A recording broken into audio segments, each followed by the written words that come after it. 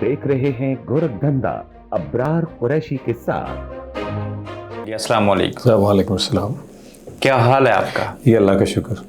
Remittance भेजने के ऊपर खान साहब ने कह दिया है कि पैसे नहीं भेजने। जी हमारे वो शजात बकरी बरकी साहब उनका भी बयान आया था, नहीं भेजेंगे अभी भी। जी आपने तो पैसे भेज दिए। मैंने तो पैसे नहीं भेजे। आपने तो जेल में लोगों को 500 कैदियों को खाना दे दिया। जी वो उधर से ही दिया, पाकिस्तान से। यहाँ से नहीं भेजे? नहीं भेजे। जेलम के हल्के NA61 से आपका तल्लक है? मेरा NA60 से तल्लक है।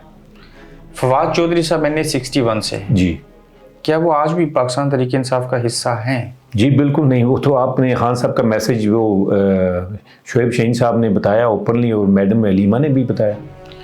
वो जेल में तो खान साहब से मिलते भी हैं।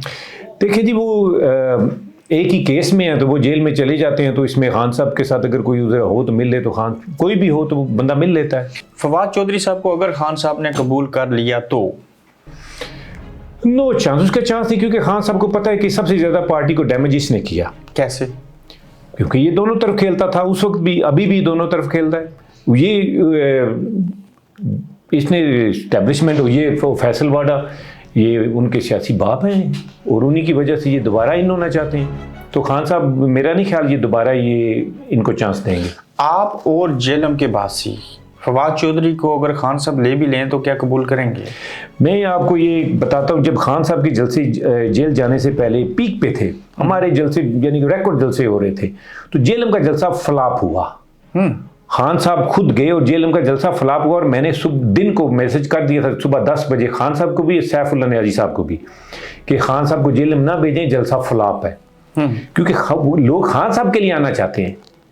खान साहब को वोट भी डाली लोगों ने, लेकिन फवाद चौधरी की वजह से जेलम जलसा फ्लॉप हुआ। इसकी वजह से लोग नहीं आना चाहते थे, और जेलम की अवाम इसको बिल्कुल रिजेक्ट कर चुकी है। फवाद चौधरी तो पूरी कोशिश कर रहे हैं मैं वापस आ जाऊं। उसके पले कुछ नहीं है ना।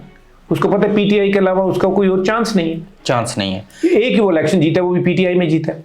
जेलम के अंदर जो सानिया डीचो के कैदी हैं, किसने आपको कहा कि आप उनकी मदद करें?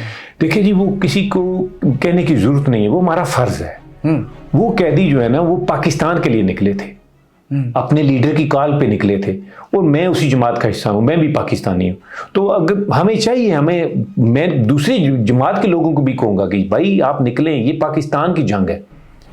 वो पाकिस्तान के लिए निकले थे, उन लोगों की अंदर में मदद करना मैं समझता हूँ ये हमारा फर्ज है। हमने कोई एहसान नहीं किया किसी पे। 500 से ज्यादा कैदियों को आखिर क्या दिया खाने पीने के लिए?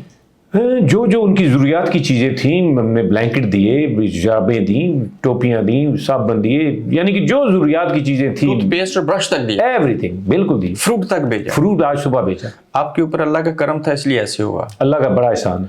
ये फ्रूट देने से और ब्लैंकेट चीज़ें देने से ज़्यादा ज़रूरी ये नहीं है कि उनको जेलों से निकाला जाए? वो तो हमारी पूरी कोशिश है, वो तो कर रहे हैं, तो इंशाल्लाह वो निकलेंगे जेलों से बाहर। लेकिन जब तक वो जेल में है तो हमारा फ़र्ज़ है कि उनको उनकी ज़रूरियात की चीज़ें जो है ना, कम से कम वो तो हम उनको पहुँचाएं ना। आपको बदले में क्या मिलेगा? देखिए जी, खान साहब बाहर आ जाएं, पाकिस्तान तरक्की करे, मैं इसी में खुश हूँ।